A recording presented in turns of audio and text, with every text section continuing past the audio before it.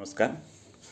पान सड़ जाता है और घोड़ा चलने में अड़ जाता है और विद्या भुला दी जाती है।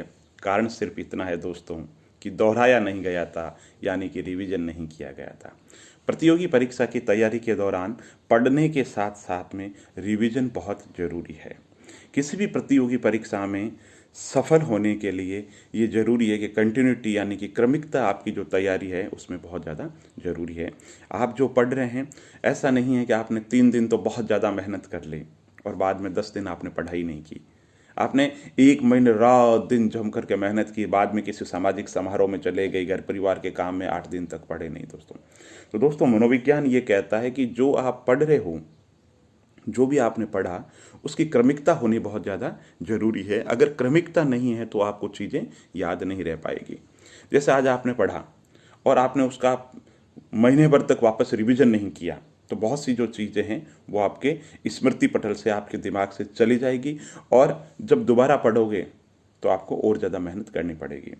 तो कंटिन्यूटी जो लाइफ के अंदर है वो बहुत ज़्यादा ज़रूरी है, और जो पढ़ रखा है वो उसका रिवीजन भी बहुत ज़्यादा ज़रूरी है। दोस्तों, बचपन में एक कहानी आपने सुनी होगी, कछुए और खरगोश की कहानी। उस समय लगता था ये जो कहानी है सिर्फ एक कहानी है, किस्सा है। निजी ज़िंदगी में या वास्तविक ज़िंदगी में ऐसा थोड़ा ही होता होगा। दोस्तों, बिल्कुल ऐसा ही होता है निजी ज़िंदगी के अंदर। आपने देखा होगा, संघ लोक सेवा आयोग या राज्य लोक सेवा आयोग, किसी का भी जब नतीजा आता है तो जो यूनिवर्सिटी के जो टॉपर हैं, जो गोल्ड मेडलिस्ट है, जो मेरिट में आए हुए हैं, वो तो घर पे बैठे रह जाते हैं, उनका सिलेक्शन नहीं होता। रही गांव के साधारण के किसान परिवार से आए लड़के का सिलेक्शन हो जाता है, मजदूर के बेटे का सिलेक्शन हो जाता है, मिडिल क्लास के अधिकांश लोगों का चयन हो जाता है। क्यों हो जाता है?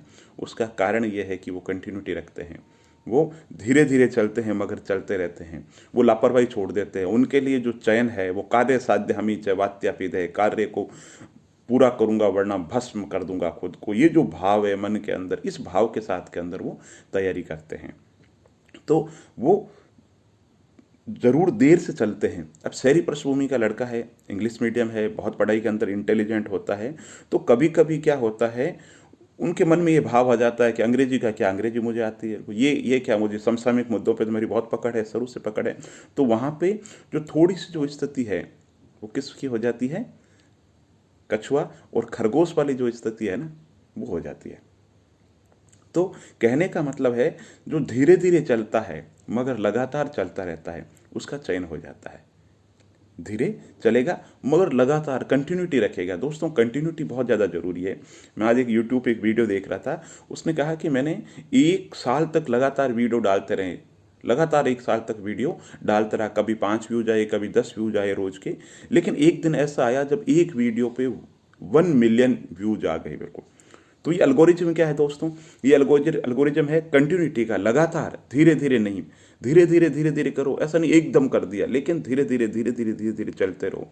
धीरे धीरे चलते रहने वाला और क्रमिक रूप से चलते रहने वाला एक दिन सफल हो ही जाता है। तो ये एल्गोरिज्म है दोस्तों, यही प्रतियोगी परीक्षा की तैयारी का एल्गोरिज्म है। आप पढ़ते रहो, ऐसा नहीं हो, एक भी दिन ऐसा नहीं होना चाहिए। कोई रेयर ऑफ द रेयर हो जाए तो अलग बात है, बाकी सोने से पहले पूछो जरूर खुद से कि आज भाई पढ़ाई के अंदर मेरी क्या कमजोरी रह गई। तो धीरे धीरे चलो, लेकिन चलते रहो, चलते रहो। चल, एक गाना भी है कि चलना है जीवन की निशानी, रुकना मौत की निशानी। बिल्कुल। तो चलते रहो, चलते रहो, कंटिन्यूटी जरूरी है। अब थोड़ा थोड़ा ज्ञान क्या है दोस्तों, हमेशा कहता हूँ, ज्ञान जो है संचित जो निधि है, धीरे धीरे धीरे धीरे बूंद बूंद से घड़ा भरता है। इसीलिए तो ये कहा गया, क्यों कहा गया कि बूंद बूंद से घड़ा भरता है? दोस्तों, मैं टेक्नोलॉजी का बिल्कुल जानकार नहीं हूँ, तकनीकी चीज़ें मुझे नहीं आती, ना तो कंप्यूटर चलाना आता है ना कुछ आता है। लेकिन जैसे मैं हमेशा कहता हूँ, अमंगल में मंगल ढूंढो। कोरोना के बीच के अंदर मैंने कुछ लेखन कार्य वगैरह शुरू किया है ना, तो एक रेगुलर में आर्टिकल लिख रहा हूँ, तो उस वजह से मेरा जो एक आर्टिकल है गूगल पे फर्स्ट पेज पे फर्स्ट नंबर पे रैंक कर रहा है ना। तो कंटिन्यूटी जिस चीज़ों में रहेगी, बिल्कुल लगातार आप करते रहोगे, तो एक दिन आप उन चीज़ों के मास्टर बन जाओगे। मैं दोस्तों वीडियो डालता हूँ, इसमें कोई तैयारी नहीं करता, सीधा जैसा हूँ आपके सामने आकर के पेश हो जाता हूँ और मैं वीडियो बना देता हूँ। मेरा ऐसा मानना है कि जो जिसको देखना है, जिसको पढ़ना है, उसको मेरे ड्रेस से, मेरे कपड़ों से, मैंने स्नान किया कि नहीं किया, उन चीज़ों से मतलब नहीं। उनको किस चीज़ से मतलब है कि मैं जो चीज़ बता रहा हूँ उसमें कोई वैल्यू ऐड हो रही है कि नहीं हो रही है, काम की कोई चीज़ है कि नहीं है। अगर आपको काम की चीज़ लगेगी तो आप सुनोगे, नहीं तो आप क्विट कर जाओगे। और होना भी चाहिए, जो चीज़ काम की नहीं लगे क्विट कर देनी चाहिए। लगे कि काम की चीज़ है, कुछ करंट पैदा हो रहा है तो सुनो उस बात को, नहीं तो नहीं सुनना चाहिए। बिल्कुल ये अधिकार है। तो कहने का मतलब यह है कि आप प्रशासनिक सेवाओं की तैयारी कर रहे हैं तो रेगुलरिटी आपके लिए बहुत ज़्यादा ज़रूरी है। न्यूज़पेपर पढ़ो तो रेगुलरिटी ज़रूरी है, ऑब्जेक्टिव क्वेश्चन मिला रहे हो किसी के तो ज़रूरी है, और आप आंसर राइटिंग का अभ्यास कर रहे हो तो आपके लिए ज़रूरी है। हर चीज़ के लिए जो क्रमिकता, लगातार होना काम का बहुत ज़्यादा ज़रूरी है।